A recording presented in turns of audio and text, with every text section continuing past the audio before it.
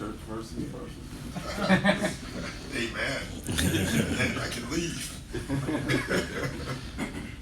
Is Terrence gonna go today? Nah. Quiet. No. Keep going. Any more absences? I don't think so. Well, Rodney. Doc, what do you think about these? I don't know how much you can say about it, but got a young kid on the other team who might be watching a little bit. Some of these kids deciding not to go to NCAA, going to say Australia and the like. Yeah, it's interesting. I look at it.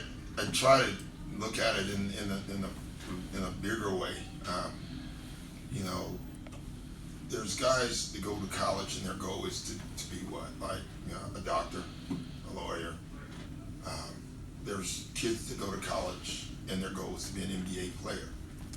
And you do whatever you can do to reach your goal, right? And so I think this kid's thought was the best way for him to reach his goal is to go to Australia. And I don't see anything wrong with that. He's going after his goal, and no one should tell a person the path that they should take to be able to reach their goals. If that's the path he wants to take, it's not my job to tell him it's the wrong path or the right path. It's his path. And my guess, he's going to make it. He may be right. Will he be a trendsetter? I don't know. But if he is, I'm fine with that too. That doesn't threaten me. I think, obviously some of the people in the college game, it scares them because of this words, and it continues to work. More people are going to do it. But I have always thought in their job to get them a job, to get them, no matter whatever, you should be happy. So that's the way I look at it. I hope it works out for them. As a coach, do you have a preference whether you'd rather have a guy with 2 or 3 years of college experience or coming fresh out of high school? Well, let me say this. If LeBron James was 15 and decided to join my team, I'm going to be happy. You know what I mean? So I think it just really depends on the player. You look at all the guys that, didn't finish college in business and are billionaires, and doing well in business. There's a long list of those. I think it's the same list in the NBA. There's certain people that come along in every field that are better early. Have you had a talk with your guys yet about expectations? Oh, absolutely. And how to play from out front and how to be. But we're not out front. You got to get out front. But we have our own expectations for sure. There's no doubt about that. We know what we want, and we don't hide from it. Then we share it amongst each other. But there's no way to prepare someone for any of it. Just go out and play, and you'll be more targeted. That's fine.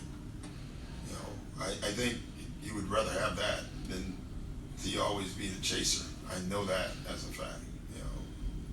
I'm fine with that.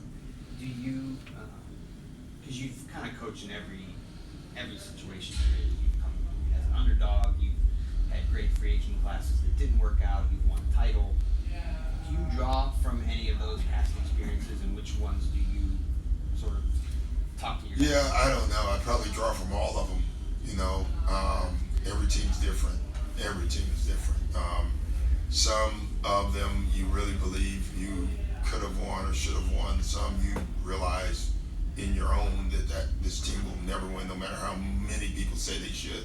Sometimes you know that, but it doesn't matter what the expectations are. But every team's different, and I don't know this team yet. I think that'll be something we find out, like who we are as the season goes on. On paper, and even on the floor in the practices. Obviously not having Paul. I like the makeup of this team. I think mentally, it looks like a team that can last and can be very good. But you still don't know that. We haven't been tested yet.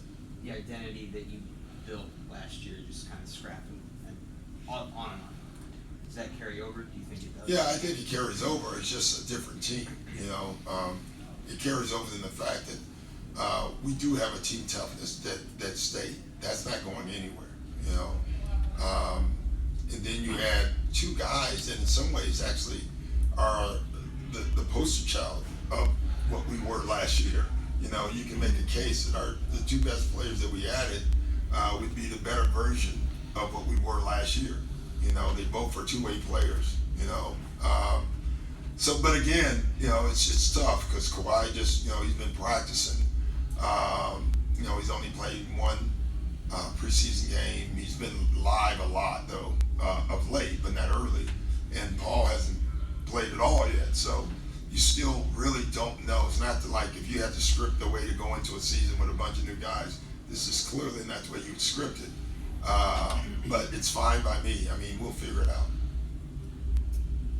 Coach, happy birthday. Oh, thank you. Thank you. You've been involved in a number of these kind of international games in pre-season. Yeah. You had a good hit out last year against a team from this league in Hawaii. What do you enjoy about playing these different teams? Well, you know, every country almost have their own identity. You know, it feels like. And like it's funny, last year I told Lawrence, let's get Australia again because they have great movement, you know.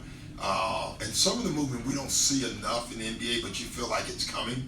And so I enjoy playing that movement because I think it's difficult to guard. And I think it's a good test for our guys without facing our own guys in the NBA. So, you know, they played great in the World Championship games, the Australian team did. And it was their way of playing that I thought affected the USA team as much as, you know, Patty Mills, let's say. You know, so yeah, I enjoy that, and I enjoy that it's different. Terrence was talking yesterday about one of the differences coming up here is that how much more people think about the game. Yeah. Was just playing at college. Well, that's because the college coaches do all the thinking. They don't allow their players to think.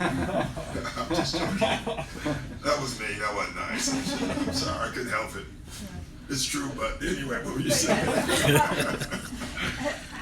Is that much of a difference, and how do you expect to, you know, the kids like Terrence who Yeah, learning a lot? listen, I think what he really means is that the veterans are smarter than him right now in basketball. I found that out when I was a rookie. You think you're really good when you come up, and then you're getting beaten by the slowest individuals in the world, and you know you're a better athlete, you're faster, and it drives you crazy. And you know, you learn that thinking fast is just as important as being fast. You know, and I think our guys, Terrence is learning that quickly right now. But it's good for him. Like the thing is, he's a sponge. He sees it. He's not fooled twice. You know, which I guess is a good thing. You know, but he's learned. He got back at 3 times by 3 different players on Denver, and they all did it differently. And you could see him running down the floor, shaking his head because we told him, you know, a way of taking away the back cuts. But the veterans are just clever. You know, they're clever guys, and so he thinks about it. He said that to me several times, man, you got to think this game. And I wanted this. Yeah, you do. But he's a quick learner. Doc, when you're weighing all the different starting lineup combinations this season, how much do you see Lou Williams doing that? You know, just knowing the unique skill set he has as a reserve. You know, that's a good question. I don't know the answer to yet. I like him in the starting lineup as well. You know, but you also like him, obviously, coming off the bench because he gives you, you know, what he gives you, especially him and Trez. You know, last year, like, you know, this summer, one of our sales pitches was, well, we already have our bench. We need to start a lineup. You know, when you think about last year's team, the bench was great. We need a great starting lineup. You know, and now if you add Paul and Kawhi, now we have a starting lineup, so maybe we can keep our bench intact.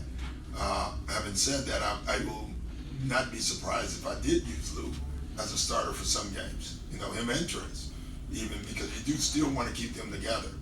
You know, so, you know, you look at a lineup of Paul, Kawhi, Lou, Trez, and, you know, we always say pick them what if you want to be big or small. you can go a lot of different ways. Does Lou have input on that? Does he? Yeah, he says, I'm good, coach. Lou is easy, like really, like it's funny.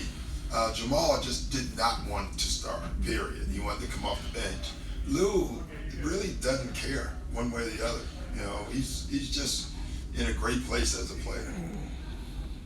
A couple games this year, you have already got Ty Lue on the front bench next to you. I think why Welch was up there once. What's the rhyme or reason to front of the bench? Ty Lue was playing in a one-on-one game, and now he realizes he can't play in the one-on-one games anymore. That's where the crutches were from? Yeah, that's why Ty was on the back. He literally couldn't stand up. You know, so the lesson there for Ty is be a coach full time. That's the lesson. Yeah, I knew it before he started to play. I don't know what took him so long, but he will no longer be playing basketball. I think he is officially retired as of today. Yeah. Feeling younger with that new body. Yeah, well, not anymore. He's in trouble right now. He's struggling walking, so I think he may make a return to the bench today, but I'm not sure. Did someone step over him? No, it would have been really nice. And that's not very nice. I couldn't resist, sorry. Yeah, he hates when we bring it up, so. Doc, it seems like there's been quite a few knocks kind of taken by guys in the preseason. Are you having to tell these guys to slow down a little bit before the season starts in practice? You can't, like, injuries are injuries, man. I swear. I even as a player, every time I tried not to get injured, I got injured. You know, I don't know. It's just luck. It really is at the end of the day. You know, some of the preventive stuff is they're healthy because of that. But collisions, stepping on feet, there's no way you can. There's no science to that, and you just hope your guys stay out of harm's way, you know, so we can get through a season healthy, you know. With a game like this and some players like kind of on the edge or the bubble of the rotation, is there anything that you look for a player to stand out or step up? Nah, I mean just good play, honestly, and good chemistry. Like sometimes it's not how they play. Some of those guys may play well, but they don't fit each other. And so I would say the chemistry part, for me, does he play well with that group? Or does he play well with this group? I think that may be the deciding factor, even over how well they play individually. For sure. No more questions, guys? All right. Thank you. Happy birthday. Happy birthday, big guy. 51.